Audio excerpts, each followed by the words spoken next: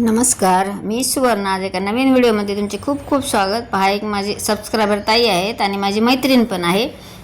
ते माझ्याकडे एक साडी घेऊन आलेले आहेत आणि त्यांची साडी खूप सुंदर आहे. त्यांची आवडती साडी आहे. साडी एकदम कुठेही कट झालेली नाही किंवा अजिबात नाही आहे, काहीच झालेलं नाही. फक्त जे दाखवते त्यांचा काय प्रॉब्लेम आहे तो पहा.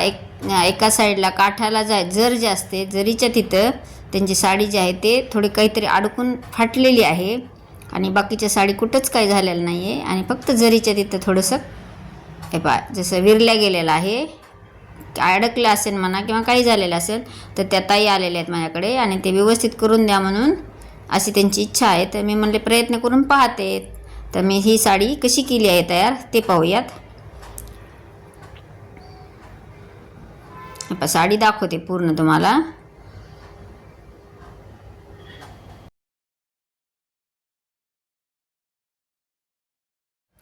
पूर्ण साडी पहा तुम्ही, फक्त एकाच ठिकाणी काठाला झालेला आहे. तर चला आपण ती व्यवस्थित होती का नाही ते पाहूया आणि कसे करायचे. तुम्हाला जर व्हिडिओ आवडला तर एक लाईक करा, चॅनल नवीन असाल तर सबस्क्राईब करा आणि तुमचे अशाच नवीन नवीन व्हिडिओज तुमच्या मित्रमैत्रिणींना शेअर करा. म्हणजे जर असे काही झालेले असेल तर तुम्हाला नक्कीच याचा फायदा होईल.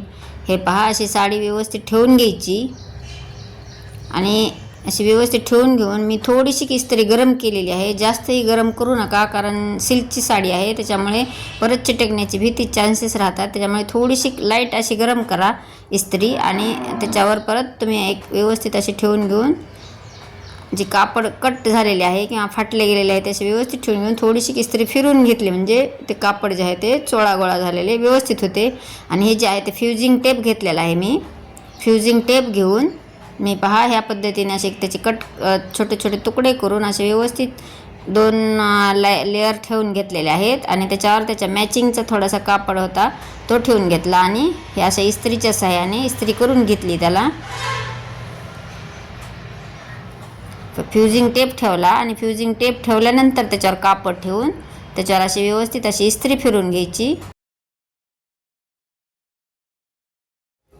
हे एक साईडने फिरून घेतली. आता आपण सुलट बाजू करूया. सुलट बाजूलाही पहा तुमच्या लक्षात येत असेल की इस्त्री आपण जिथे आपण फ्युजिंग टेप ठेवून जी चिटकवून घेतलेली आहे इस्त्रीच्या साहाय्याने पहा. आता कुठेही लक्षातही येणार नाही तुमच्या की आपण हे इस्त्रीच्या साहाय्याने प्रेस केलेले आहे किंवा इथं जे अडकलेले होते किंवा फाटलेले होते पहा तुमच्या लक्षातही येत नाही. एकदम व्यवस्थित आणि एकदम साडी जी आहे ते ओके झालेली आहे घालण्यासाठी. पहा किती व्यवस्थित चिटकलेले आहे.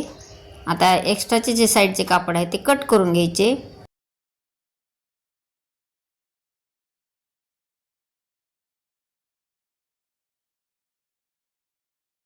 एक्स्ट्राचे कापड कट केले. तुम्हाला जर हा व्हिडिओ थोडा जरी युजफुल वाटला तर एक लाईक करा, चॅनल नवीन असाल तर सबस्क्राईब करा आणि तुमच्या मित्रमैत्रिणींना शेअर करा. संपूर्ण व्हिडिओ पाहिल्याबद्दल धन्यवाद. ही साडी पाहून कस्टमर तर खूपच खुश झाला.